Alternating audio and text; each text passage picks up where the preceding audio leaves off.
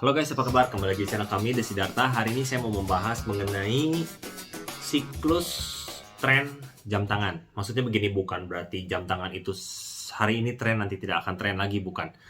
Tapi kita mau mempelajari dari segi size, dari segi model, tren jam tangan itu arahnya kemana sih gitu. Nah, intinya nggak ada yang permanen ya di dunia ini, tidak ada yang abadi kecuali Tuhan, hukum alam, dan itu sih dua sih ya. Jadi Tuhan dan hukum alam itu hanya itu yang abadi.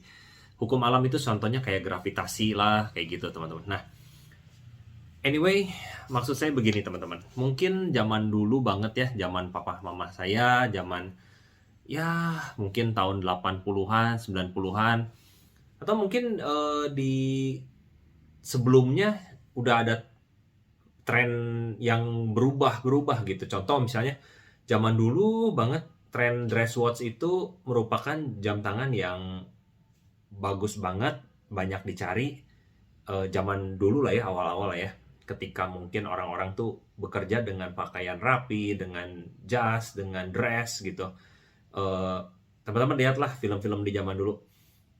Tapi kalau dulu banget mungkin pakai pocket watch ya, tapi setelah itu kan pakai jam tangan kulit strap yang klasik, elegan, rapih, kurang lebih begitu.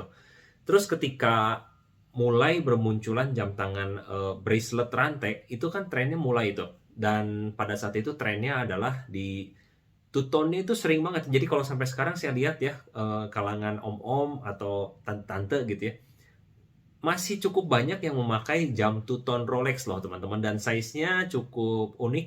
Bukan unik lah, tapi cukup rata ya. Di laki-laki itu size kira-kira 36 mm, kalau yang perempuan 28 mm. Jadi di size-size itu tuh itu tren zaman mama papa saya lah, kurang lebih begitu.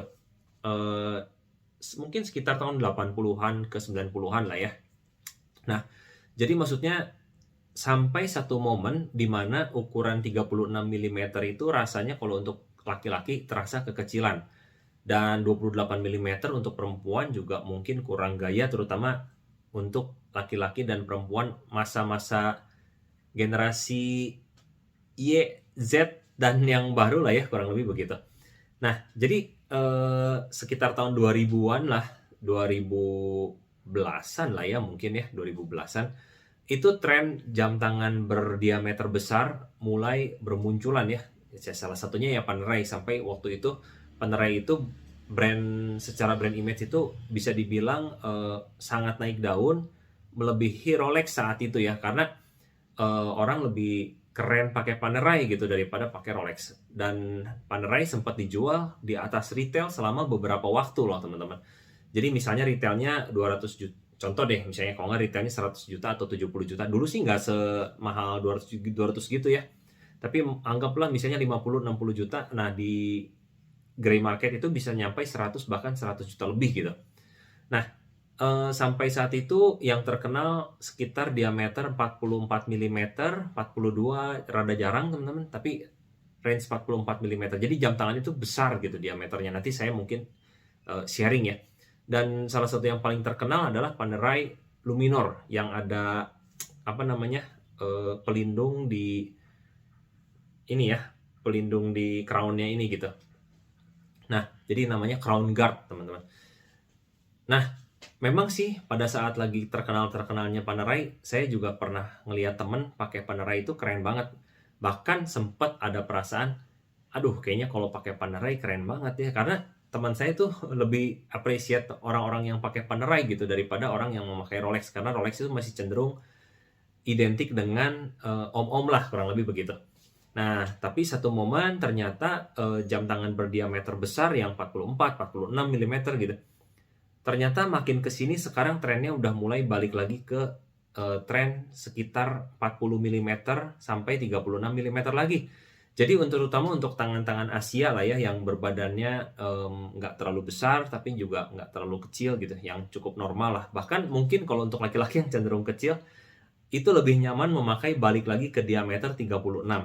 Tapi kalau untuk laki-laki yang normal lah gitu, normalnya Asia, sebenarnya bukan normalnya Asia sih, sebenarnya untuk seluruh dunia gitu ya, di diameter 39, 38 sampai 40 meter itu adalah diameter yang sangat aman gitu untuk dibeli oleh kita gitu.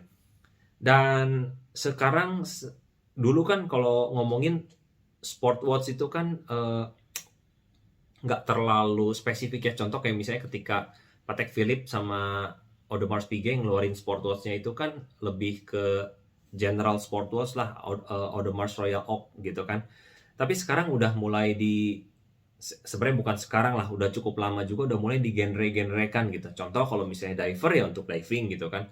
Kalau untuk GMT ya sebenarnya bisa dibilang untuk dual time. Dual time itu untuk misalnya kalau orang yang suka bepergian ke luar negeri itu juga termasuk sport watch sih. Jadi mungkin aviation, bukan aviation lah, kalau aviation ada beda lagi, tapi untuk di udara lah kasarnya begitu. Jadi ketika kita terbang ke kota lain atau negara lain yang mempunyai dua zona waktu dengan berbeda dengan zona waktu di kampung halaman kita, kita bisa men-set dua waktu yang dalam waktu yang bersamaan.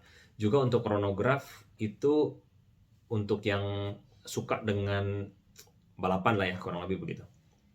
Nah, jadi singkat cerita, tren itu bisa berubah tergantung dari kita nanti ke depan trennya akan kemana. Bisa aja mungkin nanti balik lagi ke tren di klasik dan elegan, itu bisa juga ya. Jadi nggak melulu mungkin kalau sport itu harus sport watch terus gitu. Cuman sekarang kalau kita ngomongin tentang tren di work fashion lah ya, work fashion itu arahnya bukan ke rapi formal lagi ya, tapi lebih ke casual, ke smart casual gitu. Jadi nah ini nggak tahu nih sampai berapa lama tren si sporty watch atau sport watch ini bisa bertahan gitu. Dan nggak nutup kemungkinan bisa jadi juga mungkin nanti akan keluar hybrid mungkin ya teman-teman, dimana formal and sport watch bisa bergabung gitu. Nah saya juga we don't know, we never know what will be the next trend in the watch industry and horology world gitu ya.